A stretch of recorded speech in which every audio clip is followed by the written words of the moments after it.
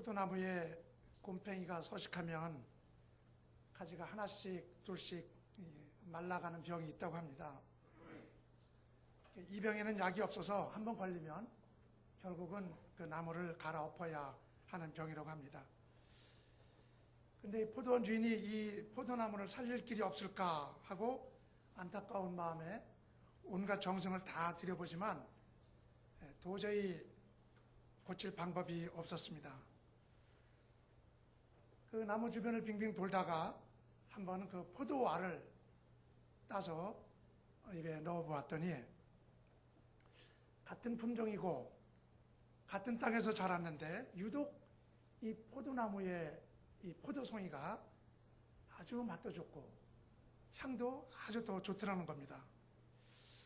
그래서 조심스럽게 그 이유를 찾아봤더니 이 한쪽 곰팡이 균이들은 이 한쪽 가지, 이 가지가 말라가면서 여기 있는 모든 진액들을 아직 곰팡이균이 들지 않은 쪽으로 이 진액을 다 보내놓으라고. 그래서 이 다른 쪽에 있는 가지에 아주 향이 좋은, 아주 당도가 높은 그런 그 포도송이가 걸리는 것을 알게 되었습니다. 그래서 그 포도송이를 하나씩 따가지고 그것을 잘 숙성시켜서 포도주로 만들었다고 합니다. 그리고 그 포도주 이름을 레드암, 죽은 팔이라는 이제 그런 이름을 줘서 종을 만들었는데 이 포도주를 마셔본 사람들이 그 포도로 만든 그 포도주가 아주 맛이 깊고 그윽하고 향도 좋고 이렇다고 해서 인도네시아에 있는 우리 그 한국 대사관에서는 국가 행사를 열 때는 이 포도주를 가지고 만찬을 연다고 합니다. 이 포도주를 내놓으면서 6.25를 겪은 이 폐허의 국가에서 오늘의 국가로 성장한 이 대한민국을 이 포도에 비유하면서 아주 자랑스럽게 국가를 홍보한다고 합니다. 이제 내일 모레면 우리 민족 최대의 비극인 6.25를 맞게 됩니다. 전쟁에 대한 생각은 조금씩 다르지만 62년 동안 아직도 아물지 않은 상처, 그리고 아직도 헤어져 사는 이상가족, 그리고 아직도 서로의 가슴에 총불을 들이대는 이런 비극 속에서 우리가 살고 있습니다. 그렇지만 이런 고통과 한을 이겨낸 우리 민족의 위대함, 이것은 전 세계의 자랑이며 또 우리들의 자부심이 되고 있습니다.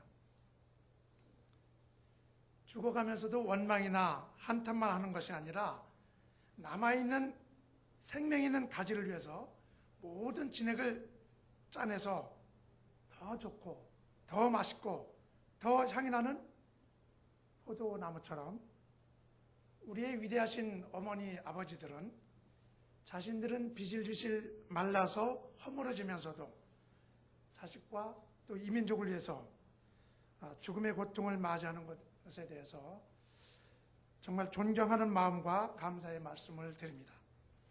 이 위대한 우리 부모님의 세대가 없었다면 과연 오늘 우리가 이런 삶을 살 수 있을까 하는 생각을 갖게 됩니다. 생의 마지막을 진지하게 생각하는 사람에게서는 이런 멋진 향기와 또 아름다운 모습과 그리고 우아한 모습을 발견할 수 있는 것을 성경을 통해서 우리는 종종 볼 수 있습니다. 오늘 함께 보신 말씀 에스더서는 교회에 다니는 사람이면 어린이부터 모든 분에게까지 다 잘 알고 있는 내용입니다. 적어도 수차례 이상은 읽어보았고 설교를 들으셨을 겁니다. 2주 전에 목사님께서 이 본문으로 또 말씀하시는 것을 제가 들었습니다. 그럼에도 오늘 제가 6.25를 맞으면서 이 본문을 선택하는 것은 여러분과 여기에서 오늘이라고 하는 시간을 함께 하기 때문에 지금 당하고 있는 고통과 문제들을 고민하면서 함께 새로운 희망을 찾아보려고 하기 때문입니다. 에스더서는 모진 고난을 뚫고 결국 행복한 결말을 맞이한다는 위대한 승리의 찬가로 가득한 책입니다. 그 내용이 너무 감격스럽고 통쾌해서 이런 책이 어떻게 성경에 기록되어 있을까 이렇게 의문을 가하는 그런 사람들도 있다고 합니다. 그래도 저는 오늘 제가 관심을 가지고 있는 사람은 에스더가 아니라 에스더의 사촌 오빠 모르드게입니다.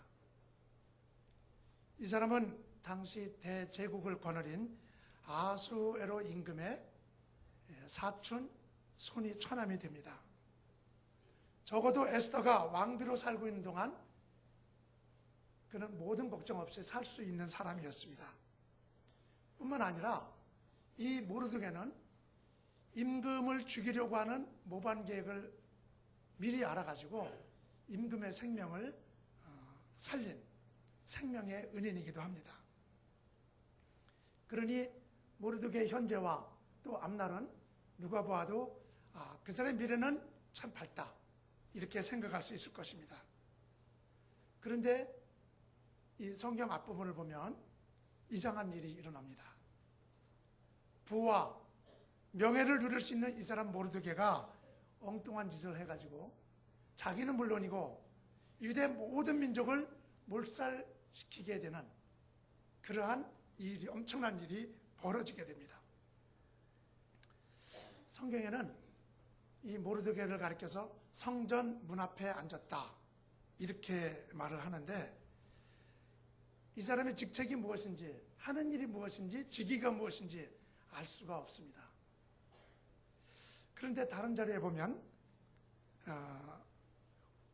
오피셜 코트라고 표현이 되는데 이건 아마 성전에서 성전을 관리하는 직급이 낮은 관리 또는 어떤 감찰 기능을 가지고 있는 그런 직책이라고 볼 수가 있습니다.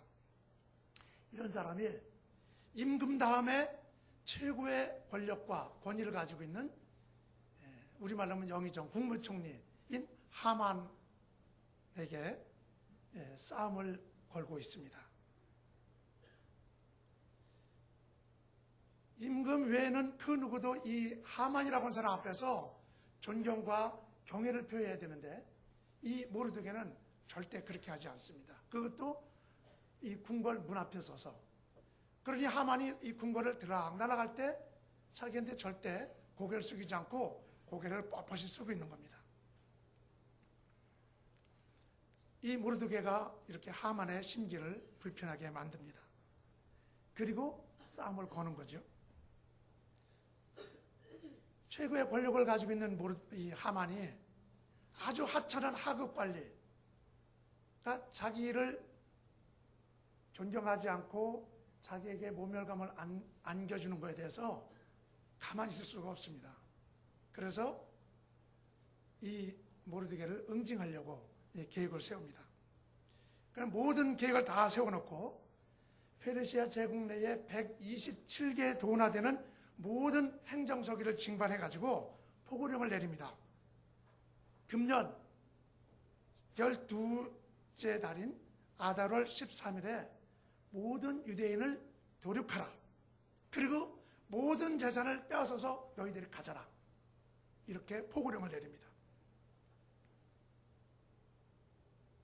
이 모르드게가 하만에게 싸움을 거는 것 때문에 이 유대인들은 아무것도 모르고 있다가 이런 자기들의 운명이 모두 죽게 되는 운명을 되는 포고령을 받게 됩니다.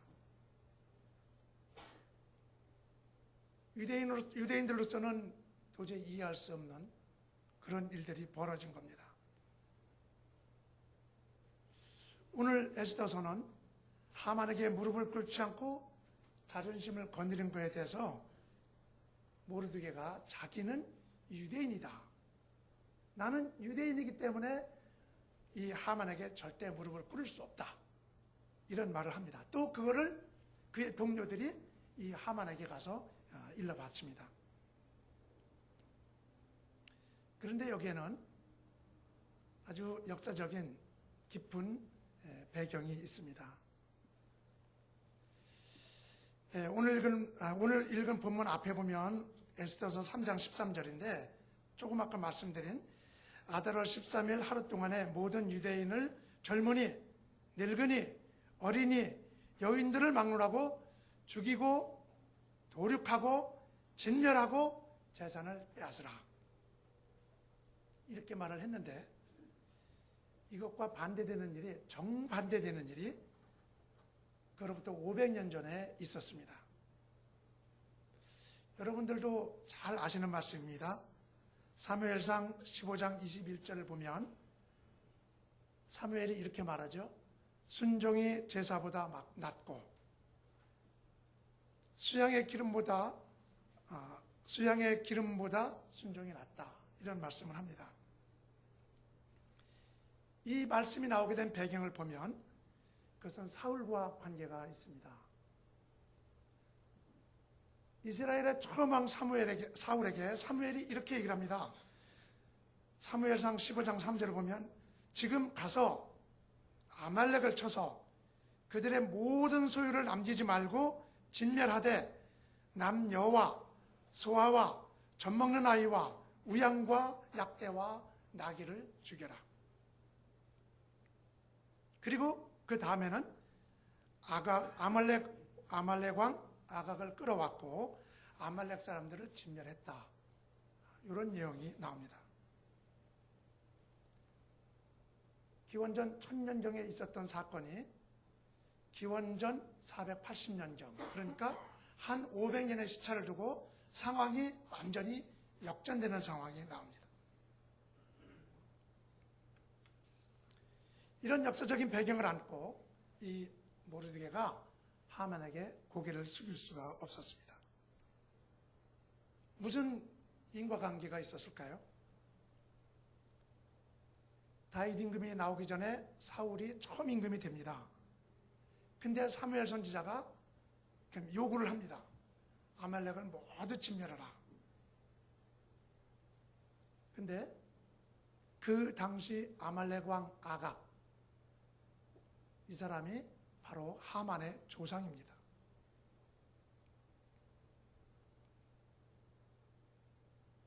하만의 입장에서 보면 자신의 조상인 아각 왕이 모르드게의 직계 조상인 사울 왕에게 치욕적인 패배를 안고 죽게 됩니다.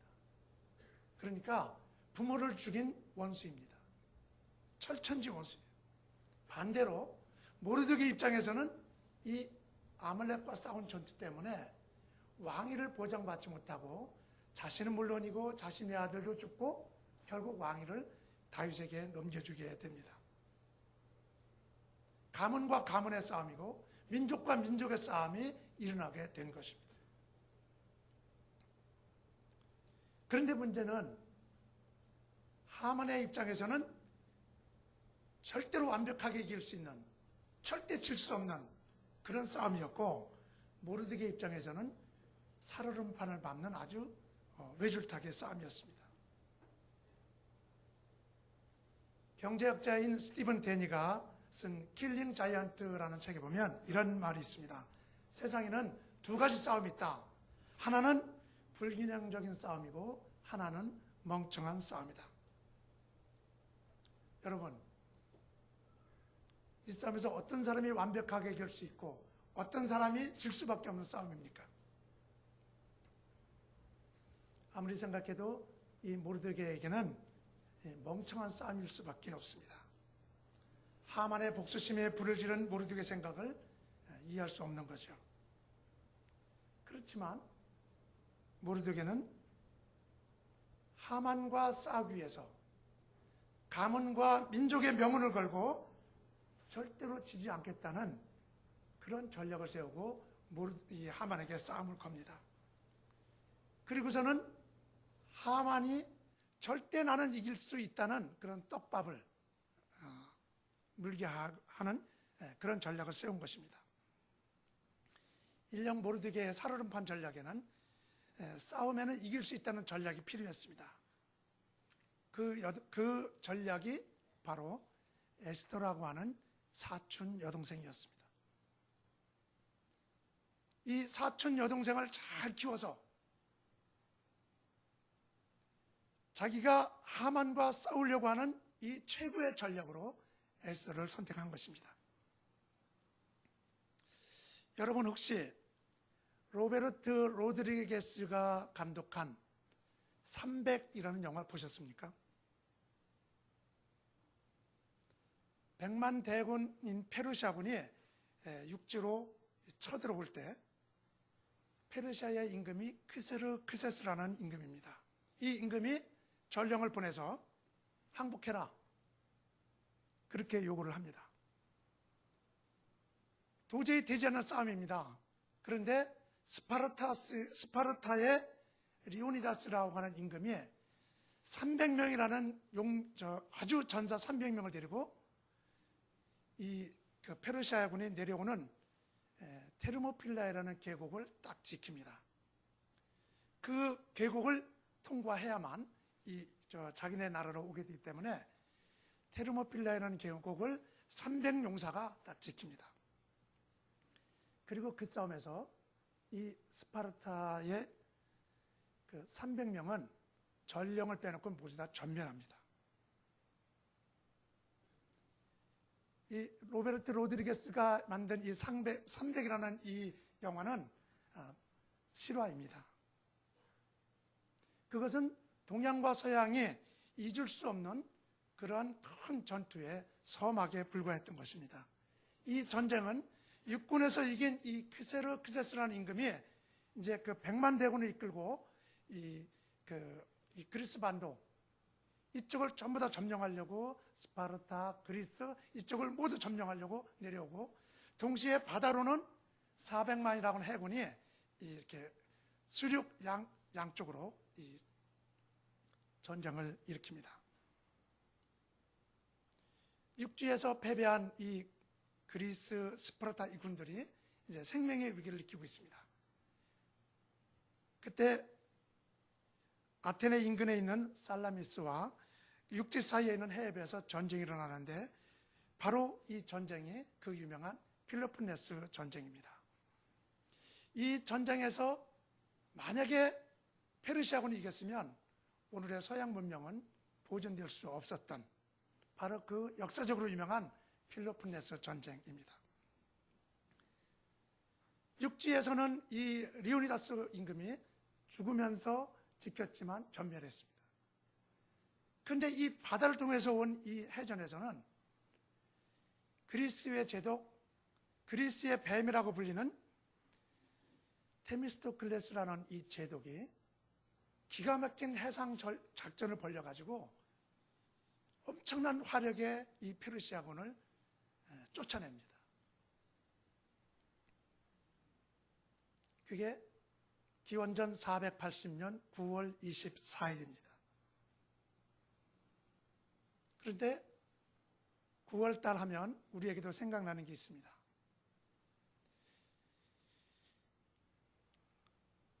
그리스와 이 서양의 필로폰네스 전쟁만 있었던 것이 아닙니다. 1950년 9월 14일 오후 7시쯤 9월 15일 0시에 팔미도 등대를 밝혀라 라는 메가더 장군의 암호를 받고 6인의 특공대가 팔미도로 잠입해가지고 2개 분대를 섬멸하고 팔미도의 등대를 밝힙니다. 이것이 인천 상륙작전의 시작입니다. 새벽 1시 50분쯤 이 최규봉 부대장을 비롯한 특공대 6명이 이 북한군을 섬멸하고, 그리고 팔미도 등대를 밝혀서 6.25 전쟁의 흐름을 단번에 바꾼 사건이 있습니다. 100만 대군, 그리고 300명, 3,000분의 1입니다. 그런데 테르모필라이 계곡에서는 이 300명이 전멸합니다. 그런데 세계 해군 전사에 3,000분의 1의 확률을 가지고 6.25 인천 상륙 작전을 벌인 이 작전은 성공을 합니다. 3,000분의 1의 확률을 가지고 성공한 이 인천 상륙 작전 때문에 이 전쟁은 일거에 뒤집어지는 일이 벌어집니다. 제가 왜 이 펠로폰네소 전쟁 얘기를 하느냐면 480년 9월 24일 이 전쟁에서 크세르크세스 임금이 집니다. 그리고는 자기 고향으로, 자기 나라로 돌아갑니다. 도저히 질 수 없는 싸움이고 도저히 져서는 안 되는 싸움인데 이 전쟁에서 져요.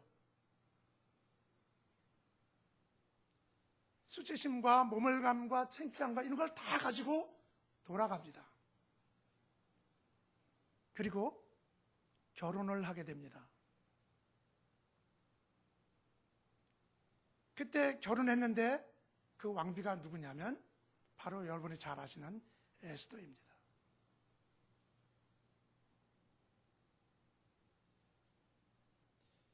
그러니까 에스더서 초기에 나오는 180일 동안 잔치를 벌였다. 이것은 동양에서 서양을 침략하기 위해서 전비를 구축하기 위해서 국민들의 사기를 진작시키고 이 전쟁 물자를 징발하기 위한 전쟁이었던 것입니다. 그리고 전쟁에 지고 돌아가서 결혼한 사람이 바로 에스더입니다. 이 크세르크세스, 그리스식으로 말하면 크세르크세스, 성경식으로 말하면 아하수아로 임금입니다.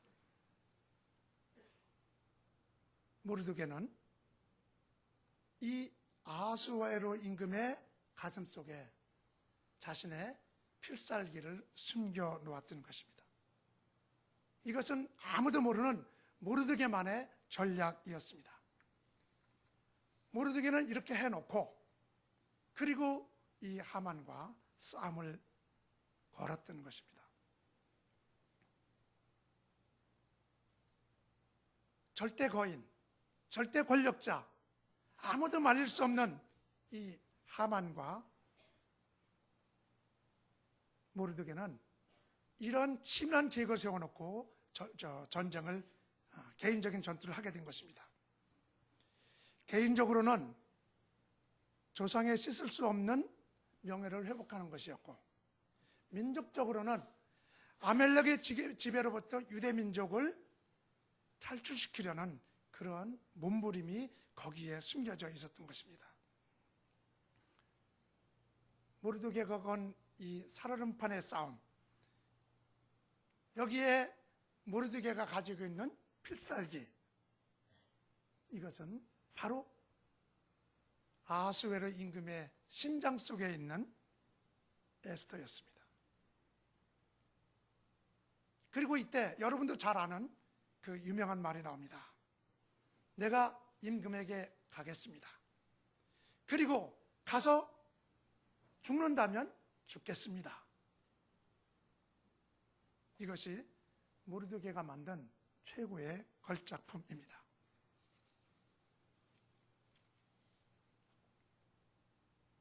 살얼음판 싸움을 선택한 모르드게 전략, 그것은 절대로 무모한 것이 아니었습니다. 모르드게는 싸우면 내가 분명히 이긴다, 이길 수 있다, 이겨야만 한다는 필살기를 가지고 있었던 것입니다. 싸움을 하려면 세 가지가 필요하다고 합니다. 첫째, 기세. 싸우면 내가 분명히 이긴다, 어떤 두려움도 떨쳐내고 내가 이길 수 있다는 기세. 두 번째, 이길 수밖에 없는 필살기, 전략을 가지고 있어야 한다고 합니다. 세 번째, 리더십. 다시 말하면 통찰력이라고 할 수 있습니다. 모르드게의 통찰력, 그것은 바로 뒤에 나옵니다. 아하수에로 임금 이후에 에스라와 느헤미야라는 제사장과 고급 관리가 나옵니다. 느헤미야는 나중에 이스라엘 성벽을 만들고 포로 생활에서 돌아온 사람들에게 이 거처할 땅을 만들어줍니다. 만약에 모르드게 당시에 유대인이 전멸되었다면, 만약에 모르드게가 민족의 생사를 건 싸움을 하지 않았다면 유대 민족의 미래가 보장될 수 있다고 아무도 장담할 수 없었던 것입니다. 이것이 모르드게의 리더십이고 통찰력입니다. 모르드게는 하나님의 약속을 믿고 성 밖으로 나가서 베옷을 입었다고 했습니다. 그것은 자기가 가지고 있는, 자기가 누릴 수 있는, 자기가 가지고 있어야만 되는 모든 권리를 포기했다는 것입니다. 스스로 자기를 보호할 수 있는 최소의 힘도 버렸다는 것입니다. 그뿐 아니죠. 사촌 동생인 에스더는 모든 것이 보장되고 최고의 삶을 누릴 수 있는 그 후궁의 그 궁궐에서 아수르 임금의 집무실 향해서 걸어갑니다. 부귀도 명예도 영광도 자기의 생명도 버리고 죽으면 죽겠다라고 하는 죽기 위한 걸음을 걸어가는 것입니다.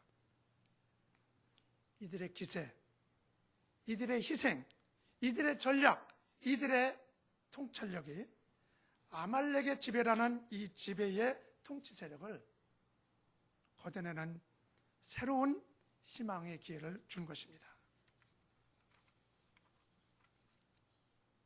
모르드게 그리고 에스더, 이런 자기 희생과 생명을 건 이들의 희생이 결국 자기들뿐만 아니라 자기 민족을 거대한 아말렉의 지배에서 해방시키는 그러한 위대한 일이 벌어졌습니다. 사랑하는 신기촌 교회 성도 여러분, 지금 우리를 짓누르는 하만과 같은 이 거대한 거인과 같은 이 세력이 과연 무엇입니까? 여러분들의 꿈과 열정과 헌신해야 할 미래를 빼앗아가는 그 거인, 그 죽음의 그림자, 그것은 무엇입니까? 지금 전 세계를 내려누르는 이 거대한 죽음의 그림자, 이 황사와 같이 우리를 짓누르는 이 세력, 여러분도 저도 똑같이 누리는 두려움과 공포, 바로 경제라고 하는 두려움입니다. 거대한 불경기를 지나서 공황으로 들었을 것이라고 하는 예측이 많습니다. 절대 권력을 가진 아각 사람 하만처럼 우리의 미래를 짓누르고 나의 미래, 나의 희망을, 나의 미래를 적자로 만드는 것, 그것이 오늘 우리 현실에서 살고 있습니다. 그러나 근거도 없는 공포, 또 쓸데없는 두려움에 떨거나 쫄아서 우리의 목표를 잃어버려서는 안 되겠습니다. 모르드게 에스더처럼 어떤 두려움도 이겨내고 어떤 장애도 극복하고 원하는 것을 이룰 수 있는 기계와 어떤 난관도 떨쳐낼 수 있다는 자기만이 가지고 있는 필살기, 이것을 만들어갈 수만 있다면, 그리고 만들고 있다면 오늘의 경제, 오늘의 두려움, 공포도 다 떨쳐낼 수 있을 것입니다. 6.25라는 이 민족의 비극과 그리고 아무것도 없는 이 허허벌판에서 우리는 이만큼 성장을 했습니다. 물론 우리 어르신들의 희생과 그리고 헌신이 있었습니다.